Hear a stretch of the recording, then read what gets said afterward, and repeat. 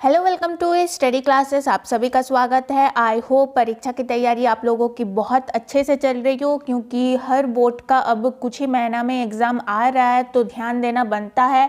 काफ़ी सारे स्टूडेंट्स का कहना था कि दीदी आप सिर्फ ऑब्जेक्टिव क्वेश्चंस के ऊपर ही वीडियो बना रही है, चाहे वो साइंस का हो, मैथ का हो, सोशल साइंस का हो, है ना। तो मैंने भी ध्यान दिया कि सब्जेक्टिव क्वेश्चंस के ऊपर भी ध्यान देना ज़रूरी होता है। हालाँकि ऑब्जेक्टिव क्वेश्चंस जो है इस बार ज़्यादा कवर कर लिए हैं हमने, लेकिन अब सब्जेक्टिव क्वेश्चंस के ऊपर भी ध्यान देना चाहिए। तो आज का जो वीडियो होने वाला है वो social science subjective question class 10th के ऊपर होने वाला है। यहाँ पे हम लोग इम्पॉर्टेंट क्वेश्चंस देखेंगे और साथ ही साथ यहाँ पे आप लोगों को नोट्स भी अवेलेबल करवाया गया है। तो आप लोग हर एक क्वेश्चन का स्क्रीनशॉट ले सकते हैं या फिर साथ ही साथ समझ के अपने नोट कॉपी में नोट भी कर सकते हैं। इससे क्या होगा, इससे दो फायदा होगा। पहला तो आप लोगों का नोट बन जाएगा, दूसरा आप लोगों को याद भी हो जाएगा थोड़ा बहुत कि क्या लिखना है क्या नहीं। और एक तीसरा फायदा है कि आप लोगों को लिखने की आदत जो है वो अभी से बनी रहेगी, तो आप लोग एग्जाम में जो है अच्छा खासा लिख सकेंगे। ठीक है ना। बहुत सारे स्टूडेंट्स का प्रॉब्लम यही हो जाता है कि वो उनको आंसर तो पता है लेकिन एग्जाम में उन लोगों का टाइम ही नहीं बन पाता, टाइम खत्म हो जाता, ओवर हो जाता, फिर भी वो लोग अपना पेपर कंप्लीट नहीं कर पाते हैं। तो आप लोग नोट करते जाना है या फिर अगर हो तो स्क्रीनशॉट भी लेते जाना। चलो अब क्वेश्चन की तरफ बढ़ते हैं। तो सबसे पहले आप लोगों को मैं आपदा प्रबंधन के क्वेश्चन यहाँ पे आज कवर करवाऊंगी। तो सबसे पहला क्वेश्चन आप लोगों को दिख रहा है कि आपदा किसे कहते हैं। ठीक है, सबसे बेसिक सा आपदा प्रबंधन में इस विषय में सबसे पहला बेसिक सा क्वेश्चन ये पूछ लिया जाता है कि आपदा किसे कहते हैं, ये कितने प्रकार के होते हैं। ठीक है, तो चलो उत्तर को समझते हैं। प्राकृतिक में घटित होने वाली वैसी प्राकृतिक या मानवकृत घटना जिसके फलस्वरूप जान माल की अपार क्षति होती है। ठीक है, आपदा, जब भी आपदा आती है, अब आपदा प्राकृतिक भी हो सकती है। ठीक है, यहाँ पे प्राकृतिक आपदा भी हो सकती है, मानवकृत आपदा भी हो सकती है, या फिर घटना। तो इन दोनों के कारण जब जान माल की बहुत क्षति होती है, जान माल की अपार क्षति होती है, कई लोग बेघर हो जाते हैं तथा कई लोग काल के गाल में समा जाते हैं, उसे आपदा कहते हैं। ठीक है, तो आप लोग ये भी लिख सकते हैं कि प्राकृतिक में घटित होने वाली वैसी प्राकृतिक या मानवकृत घटना जिससे जानमाल की बहुत हानि होती है, उसे आपदा कहा जाता है। जैसे भूकंप, बाढ़, सुनामी, ज्वालामुखी विस्फोट, आतंकवाद, महामारी इत्यादि। ठीक है, आतंकवाद देखिए मानवकृत घटना है, लेकिन भूकंप, बाढ़, सुनामी ये प्राकृतिक घटना में से एक है। अब चलो, अब काफ़ी बार पूछ लिया जाता है कि आपदा कितने प्रकार के होते हैं। यहाँ भी पूछा गया है ना कि आपदा कितने प्रकार के हैं, तो आप लोग लिख सकते हैं कि आपदा दो प्रकार के हैं। एक तो प्राकृतिक आपदा, दूसरा मानवकृत आपदा। पहले ही हमने समझ लिया है। तो अब आप लोगों को थोड़ा बहुत प्राकृतिक आपदा और मानवकृत आपदा के बारे में भी थोड़ा बहुत लिख लेना चाहिए। तो प्राकृतिक आपदा वैसी आपदा जो प्राकृतिक कारणों से घटित होती है, उसे प्राकृतिक आपदा कहते हैं। वैसी आपदा जो प्राकृतिक कारणों से घटित होती है, मतलब जिसके पीछे नेचुरल रीजन रहता है, उसे हम लोग प्राकृतिक आपदा कहते हैं, जैसे भूकंप, बाढ़, सुनामी इत्यादि। ठीक है, लेकिन मानवकृत आपदा किसे कहेंगे? वैसी आपदा जो मानवीय कारणों से घटित होती है, उसे मानवीय आपदा कहते हैं। आतंकवाद, रेल दुर्घटना, सड़क दुर्घटना इत्यादि। तो आतंकवाद कौन होते हैं? इंसान ही होते हैं, मानव ही होते हैं ना। तो ये सब मानवकृत आपदाओं में से एक है, उदाहरण है। ठीक है, चलो अब बढ़ते हैं क्वेश्चन नंबर 2 की तरफ। आपदा प्रबंधन का क्वेश्चन नंबर 2, बाढ़ के दुष्परिणामों को लिखे। बाढ़ के दुष्परिणामों को लिखे। ठीक है, तो बाढ़ एक प्राकृतिक आपदा है। दुष्परिणाम यानी उसका नुकसान, तो बाढ़ का क्या क्या नुकसान हो सकता है उसे हमें लिखना होगा। तो किसी भी अगर ऐसा क्वेश्चन आता है तो सबसे पहले हमें इंट्रो देना जरूरी है। ठीक है, सबसे पहले उसका प्रस्तावना, उसका परिचय देना जरूरी है। तो यहाँ पे बाढ़ के बारे में पूछा गया, तो सबसे पहले हम लोग लिख सकते हैं कि बाढ़ एक प्राकृतिक आपदा है, ये विनाशकारी होता है, इसके प्रमुख दुष्परिणाम हो सकते हैं। अगर आप लोग ऐसे इस तरीके से सजा के अपने क्वेश्चंस उसको मतलब क्वेश्चन का आंसर लिखते हैं तो जो एग्जामिनर होगा, जो आप लोगों का कॉपी चेक करेगा, वो भी आप लोगों के आंसर से काफ़ी प्रभावित होगा और आपको अच्छे मार्क्स मिलने की संभावना बहुत अधिक बढ़ जाती है। ठीक है, तो चलो क्वेश्चन नंबर 2, बाढ़ के दुष्परिणामों को लेकर। तो बाढ़ एक प्राकृतिक आपदा है, ये विनाशकारी होती है, इसके प्रमुख दुष्परिणाम निम्नलिखित है।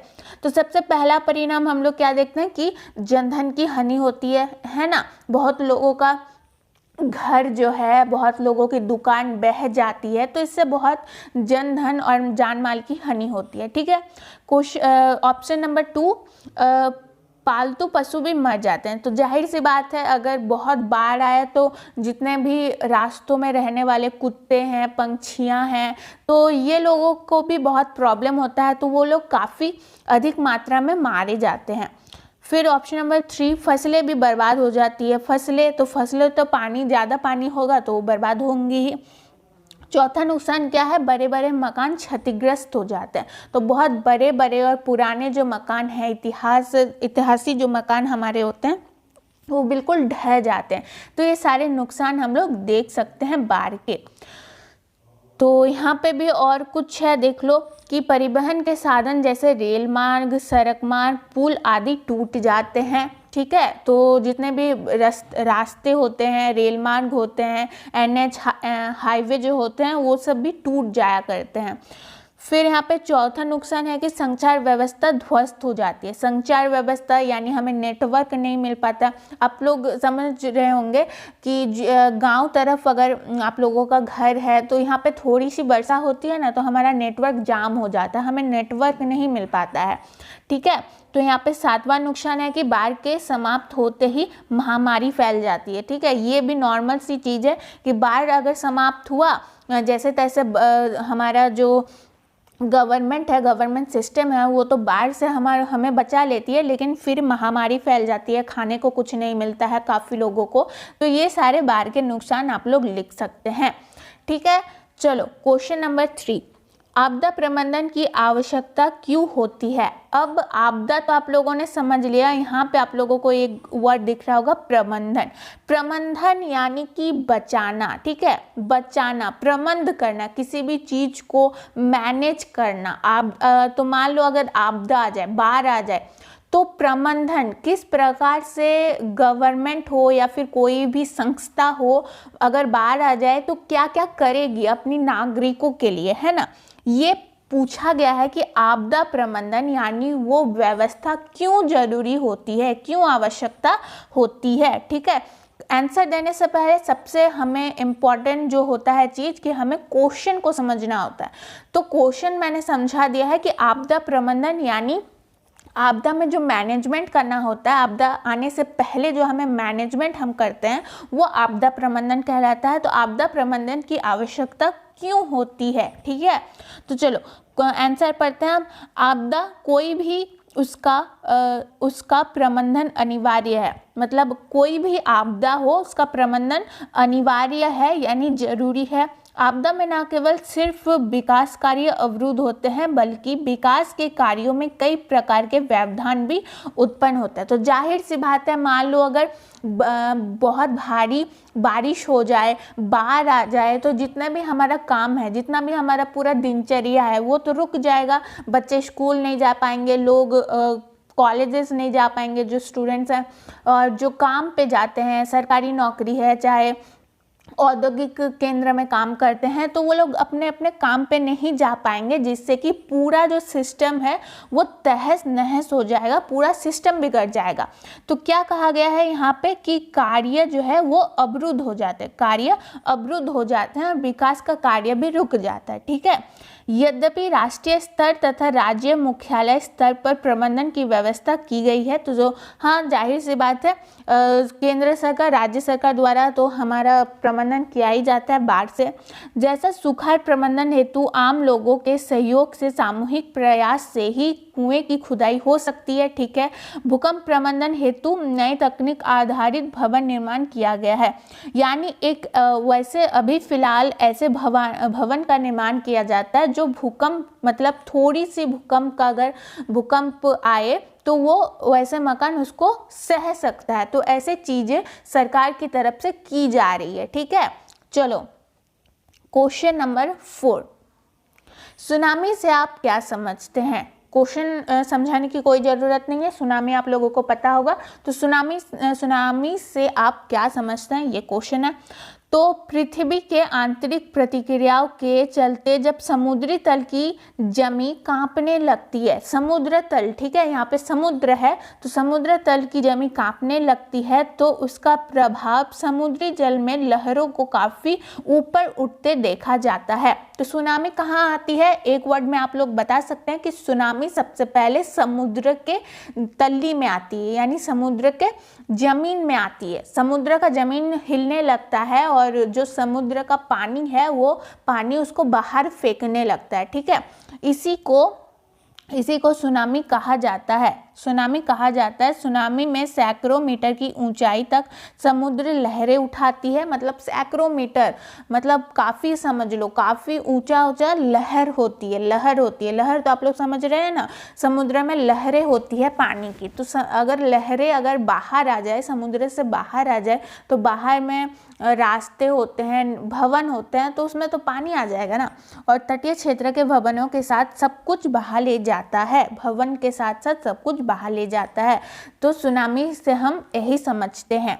ठीक है, चलो क्वेश्चन नंबर 5, प्राकृतिक संकट और प्राकृतिक आपदा में अंतर स्पष्ट करें। ये क्वेश्चन काफ़ी बार पूछा जाता है तो अच्छे से समझना। प्राकृतिक संकट और प्राकृतिक आपदा, प्राकृतिक आपदा के बारे में हमने अभी पढ़ा। प्राकृतिक आपदा में क्या क्या आ जाता है? बाढ़, सुनामी, भूकंप, ये सब चीज़ें आ जाती है। ठीक है, लेकिन प्राकृतिक संकट का हम अभी देखेंगे। तो प्राकृतिक संकट और प्राकृतिक आपदा में प्रमुख अंतर निम्नलिखित है। जब भी अंतर अगर ऐसे पूछा जाए या फिर नुकसान पूछा जाए, लाभ पूछा जाए, तो सबसे पहले ये लिखना कि प्राकृतिक संकट और प्राकृतिक आपदा में प्रमुख अंतर निम्नलिखित है। ठीक है, अब आप लोग एक ऐसे स्टेज में है जहां आप लोगों को आंसर जो है वो काफ़ी अच्छे से प्रेजेंट करना होता है। ठीक है, आप लोग लिखने का अपना तरीका बनाइए, कैसे लिखा जाता है ये समझिए, इन चीज़ों को समझना ज़रूरी है। अभी आप लोग क्लास 10th में आगे जाएंगे तो आप लोग क्या करेंगे, कोई ITI में जाएगा, IIT में जाएगा, या फिर कोई आर्ट्स के क्षेत्र में भी जा सकता है, कोई कॉमर्स के क्षेत्र में भी जाता है। तो जो आर्ट्स के स्टूडेंट्स होते हैं उन लोगों को लिखने की शैली पता होनी चाहिए। उन लोगों को लिखने की शैली अगर पता हो तो उनका आंसर काफ़ी अच्छे ढंग से बनता है। चलो ये सब के तो ऊपर बात कर सकते हैं। अभी बात कर लेते हैं प्राकृतिक संकट और प्राकृतिक आपदा। तो सबसे पहला अंतर ये है कि इसकी गति धीमी होती है। ठीक है, प्राकृतिक संकट की बात कर रहे हैं हम लोग अभी, तो इसकी गति धीमी होती है और प्राकृतिक आपदा इसकी गति तीव्र होती है। दूसरा अंतर क्या हो जाएगा, इसका प्रभाव स्थायी होता है। ठीक है, इसका प्रभाव स्थायी होता है। और दूसरा, इसका प्रभाव तत्कालिक होता है, ठीक है, तत्कालिक होता है। यानी प्राकृतिक आपदा जो है यानी भूकंप जो है, मान लीजिए भूकंप तो कभी भी आ सकता है ना, वो तत्कालीन चीज़ें होती है। प्राकृतिक आपदा में जितने भी आपदा होती है वो तत्कालीन होती है। ठीक है, चलो प्राकृतिक संकट अब देखते हैं। तीसरा क्या है? तीसरा यहाँ पे आप लोगों को अंतर दिख रहा है कि इससे धन जन की व्यापक हानि की संभावना होती है, जैसे महासागरीय धाराएं, भूस्खलन। ठीक है, और प्राकृतिक आपदा में अगर हम लोग देख ले तो इससे धन जन की व्यापक हानि होती है और नियंत्रण नहीं रह पाता है। ठीक है, मान लो बाढ़ आ गया तो हम लोग एकाएक यानी अचानक से उसको रोक पाना बहुत मुश्किल होता है। वो थोड़ा सा खुद ब खुद बैलेंस में जब आता है तब भी हम उसको रोक पाते हैं। तो क्या कहा गया है, एक बार शुरू से समझते हैं। इससे धन जन की व्यापक हानि होती है और नियंत्रण नहीं रह पाता है, जैसे पुल, वनों का कटाव, वायुमंडल का प्रदूषण आदि।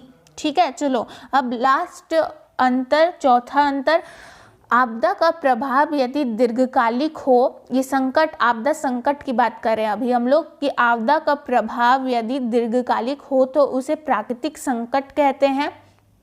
और यहाँ पे चौथा रीज़न ये है कि धनजन को व्यापक हानि पहुँचाने वाली आकस्मिक दुर्घटना को प्राकृतिक आपदा कहते हैं। तो यहाँ पे हमने 4 अंतर देख लिया प्राकृतिक संकट और प्राकृतिक आपदा के बीच। ठीक है, चलो अब आगे बढ़ते हैं। क्वेश्चन नंबर 6, अगर आप लोगों को दूसरे सब्जेक्ट का भी जल्द से जल्द ऐसे ही सब्जेक्टिव क्वेश्चन चाहिए विथ नोट्स तो आप लोग कमेंट बॉक्स में कमेंट करना, अच्छा लगे तो भी कमेंट्स करना, कोई भी प्रॉब्लम होता है तो भी कमेंट्स करते हैं। और अगर वीडियो बेनिफिट लगे तो लाइक करना ना भूलना, अपने दोस्तों के साथ शेयर करना और चैनल को सब्सक्राइब करना बिल्कुल ना भूलना। अभी हम लोग अपडेट देते रहेंगे। ठीक है, चलो क्वेश्चन नंबर 6, मकान के निर्माण में भूकंप के प्रभावों को कम करने वाले 4 उपायों को लिखें। ठीक है, अभी हम लोगों ने बात की थी कि आजकल के समय में, तत्कालीन समय में ऐसे मकानों का निर्माण हो रहा है जो भूकंप के थोड़ी बहुत जो उसका स्केल होता है, यानी भूकंप थोड़ी बहुत भूकंप को वो रोक सकता है। ऐसे मकान अभी बनाए जा रहे हैं। तो ऐसे मकान बनाने के लिए 4 उपायों को लिखे, यहाँ पे कहा गया है। तो देखो आंसर क्या हो जाएगा। आंसर, मकान के निर्माण में भूकंप के प्रभावों को कम करने वाले 4 उपाय निम्नलिखित है। सबसे पहला उपाय, भवनों को आयताकार होना चाहिए, यानी आयत रूप का होना चाहिए भवनों को। दूसरा, नींव को मजबूत तथा भूकंप अवरोधी होनी चाहिए। ठीक है, नींव जो है वो काफ़ी स्ट्रांग होना चाहिए, उसका जो निचला हिस्सा है, जमीनी वाला जो हिस्सा है वो काफ़ी स्ट्रांग होना चाहिए। तीसरा, दरवाजे तथा खिड़की की स्थिति भूकंप अवरोधी होनी चाहिए, यानी जो दरवाजे और खिड़की का मतलब जगह है वो भूकंप अवरोधी होना चाहिए। और चौथा रीज़न है यहाँ पे, गलियों एवं सड़कों को चौड़ा होना चाहिए, गलियों एवं सड़कों को चौड़ा होना चाहिए। और पांचवा उपाय भी है यहाँ पे कि जहाँ तक हो सके TLU तथा X आकार का भवन बनाना चाहिए, क्योंकि ये प्रकार के जो भवन होते हैं ज़्यादातर ये भूकंप को रोक सकते हैं। मतलब भूकंप अगर आ भी जाती है तो ऐसे भवन आसानी से कुछ होने वाले नहीं हैं। चलो क्वेश्चन नंबर 7, भूकंप से बचने के उपाय बतावे। क्वेश्चन को समझाने की जरूरत नहीं है, सिंपल सा क्वेश्चन है। तो भूकंप से बचने के प्रमुख उपाय निम्नलिखित है। क्या क्या उपाय है देख लेते हैं यहाँ पे। तो सबसे पहला उपाय है कि भूकंप के समय घर से बाहर खुले मैदान में भाग जाना चाहिए। ये हम तो बचपन से पढ़ते आ रहे हैं कि जब भी भूकंप आए हमें अपने घर में नहीं रहना चाहिए, क्योंकि घर जो है वो हमारे ऊपर ही ढह सकता है। तो हमें कहीं खुले मैदान में जाके चले जाना चाहिए। दूसरा, भूकंप के समय बिजली का तार काट देना चाहिए। ठीक है, क्योंकि बिजली के खंभे गिर सकते हैं लोगों के ऊपर, तो वो जरूरी होता है। तीसरा उपाय, भूकंप के पूर्वानुमान का पता लगाने के लिए यंत्र का आविष्कार करना चाहिए। ठीक है, यंत्र का आविष्कार करना चाहिए कि जिससे कि भूकंप आए उससे पहले हमें जानकारी मिल जानी चाहिए। ठीक है, और चौथा उपाय है कि भूकंप प्रभावित क्षेत्रों में भवनों की स्थिति भूकंप अवरोधी होनी चाहिए। तो कई जगह पे आए दिन भूकंप आते रहते हैं, ये आप लोग कई बार न्यूज़पेपर में भी देखते हैं। ठीक है, चलो क्वेश्चन नंबर अब 8 की बारी। क्वेश्चन नंबर 8, सामान्य संचार व्यवस्था के बाधित होने के कारणों को लिखे। तो सामान्य संचार व्यवस्था, ठीक है, संचार व्यवस्था के बाधित यानी संचार व्यवस्था में प्रॉब्लम क्यों आता है कभी कभार। तो यहाँ पे प्रमुख कारण निम्नलिखित है। सबसे पहले केबलों का टूट जाना, जो तार जुड़े होते हैं संचार व्यवस्था को सुचारू रूप से चलाने के लिए जो केबल जुड़े रहते हैं, तार जुड़े रहते हैं, वो अक्सर टूट जाया करते हैं। तो इससे जो है वो काफ़ी बार संचार व्यवस्था बाधित हो जाती है। दूसरा कारण बिजली आपूर्ति का बाधित होना। तीसरा, संचार भवनों के ध्वस्त होने पर संचार यंत्रों का क्षतिग्रस्त होना। चौथा, ट्रांसमिशन टावर का क्षतिग्रस्त होना। ट्रांसमिशन टावर जो होती है, नेटवर्क टावर जो होता है, वो काफ़ी बार क्षतिग्रस्त हो जाता है, तो इससे भी संचार व्यवस्था को नुकसान पहुंचता है। ठीक है, चलो क्वेश्चन नंबर 9, आग लगने की स्थिति में क्या प्रबंधन करना चाहिए? आग लगने की स्थिति में क्या क्या प्रबंधन करना चाहिए? तो क्या क्या प्रबंधन करना चाहिए? सबसे पहले लिखेंगे निम्नलिखित प्रबंधन करना चाहिए। सबसे पहला प्रबंधन क्या हो सकता है हमारा? सबसे पहला प्रबंधन हो सकता है कि आग में फंसे लोगों को बाहर निकालना चाहिए ताकि उन लोगों का जान की हानि ना हो।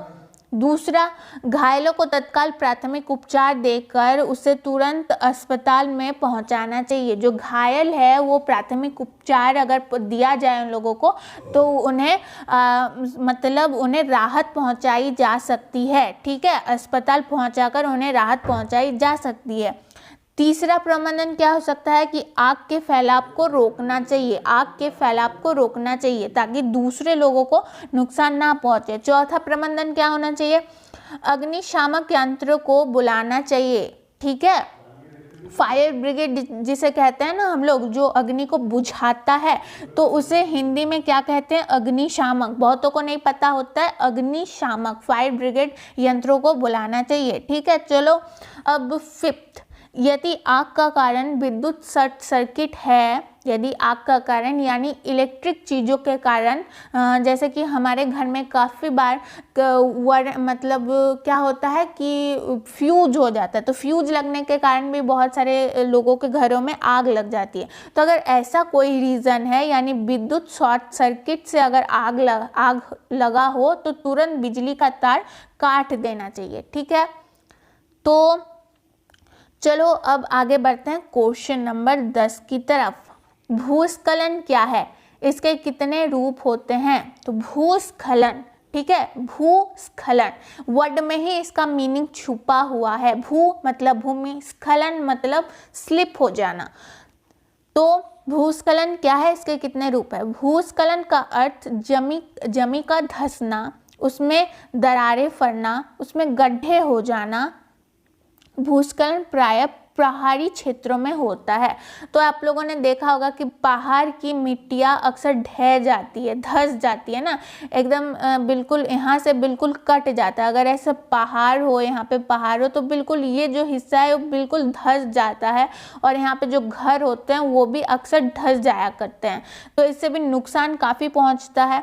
तो यहाँ पे भूस्खलन के मुख्यतः 4 प्रकार होते हैं। सबसे पहला कंकड़ पत्थरों का खिसकना। दूसरा, वर्षा जल के साथ मिट्टी तथा कंकड़ पत्थर का ऊपर से नीचे की तरफ आना। वर्षा जल के साथ जब काफ़ी वर्षा होती है, काफ़ी वर्षा के कारण भी भूस्खलन हो सकता है, होता भी है। वर्षा जल के साथ मिट्टी तथा कंकड़ पत्थर का ऊपर से नीचे की तरफ आना। तीसरा प्रकार है पत्थर तथा उसके छोटे टुकड़ों का गिरना। चौथा है चट्टानों का गिरना जिसके फलस्वरूप व्यापक जानमाल की क्षति होती है। ठीक है, तो ये हो गया भूस्खलन क्या है और इसके कितने रूप हैं। चलो अब आगे बढ़ते हैं क्वेश्चन नंबर 11 की तरफ। बाढ़ से बचने के उपाय बतावे। बाढ़ से बचने के क्या क्या उपाय हो सकते हैं जो हम खुद कर सकते हैं या फिर हमारी गवर्नमेंट, हमारी सरकार कर सकती है ना। तो बाढ़ से बचने के उपाय निम्नलिखित हैं। सबसे पहले तो हम लोगों ने ये लिख लिया। पहला आप लोग उपाय लिख सकते हैं कि नदियों को आपस में जोड़ना चाहिए। ठीक है, देखिए मान लो अगर नदी को 2 नदी है, ठीक है, 2 नदी है, अगर मान लो इस नदी में पानी का बहाव कुछ ज़्यादा हो रहा है, तो अगर हम इन दोनों नदी को आपस में जोड़ दे पुल से, बांध से या फिर मतलब डैम ऐसे कुछ जोड़ दे, तो अगर इस नदी में पानी का बहाव ज़्यादा हो रहा है तो इसका थोड़ा सा पानी इस नदी को पहुंच जाएगा, तो बाढ़ का रोकथाम हो सकता है। ठीक है, दूसरा तटबंधों का वृक्षारोपण करना चाहिए। अब वृक्षारोपण से बाढ़ का बचने का क्या संपर्क है ये समझ लो। अगर वृक्षारोपण होगा, मान लो एक पेड़ है तो इसकी जड़ें होंगी तो ये ज़्यादातर मिट्टी को अपने से जोड़े रख सकती है। मान लो ये इतना हिस्सा मिट्टी को जोड़े रख सकती है। अगर ये इतना हिस्सा एक पेड़ मिट्टी को जोड़े रख सकती है तो मिट्टी क्या होगा कि नदी में नहीं पहुंचेगी। ठीक है, नदी में नहीं पहुंचेगी तो नदी का स्तर ऊपर ऊंचा नहीं होगा और बाढ़ आने की संभावना कम हो जाएगी। ठीक है, तीसरा, नदियों के आसपास मैंग्रोव वनस्पति लगाना चाहिए। ये एक प्रकार का वनस्पति, एक प्रकार का पौधा होता है जिसे नदियों के आसपास लगाना चाहिए। चौथा, वर्षा जल संग्रहण करना चाहिए। ये तो बहुत अच्छा उपाय है और हमें क्या होगा, हमें पानी की उपलब्धता और गर्मी के दिन, सूखे के दिन पानी की उपलब्धता भी हो जाएगी और बाढ़ से हम लोग बच भी सकते हैं। पांचवा, तटबंधों का निर्माण करते रहना चाहिए। तटबंधों का निर्माण करते रहना चाहिए। ठीक है, चलो अब हमने यहाँ पे देख लिया है टोटल 11 क्वेश्चन आपदा प्रबंधन से। ठीक है, आपदा प्रबंधन से हमने इम्पॉर्टेंट सब्जेक्टिव क्वेश्चन क्लास 10 का जितने भी क्वेश्चन थे यहाँ पे मेरे पास नोट्स, इसको मैंने कर दिए हैं कवर, जो कि आपदा प्रबंधन से रिलेटेड थे। आप लोगों को अगर दूसरे सब्जेक्ट हिस्ट्री, इकोनॉमिक्स या फिर जियोग्राफी किसी में भी दिक्कत हो या फिर किसी भी चैप्टर का आप लोगों को चाहिए सब्जेक्टिव विथ नोट्स, तो आप लोग कमेंट बॉक्स में कमेंट कर सकते हैं। कहीं भी दिक्कत हो तो भी कमेंट बॉक्स में कमेंट कर सकते हैं। लाइक करना ना भूलना। कहीं भी इस वीडियो में दिक्कत हो तो भी कमेंट करना। बस आज के लिए इतना ही, मिलते हैं किसी और वीडियो में।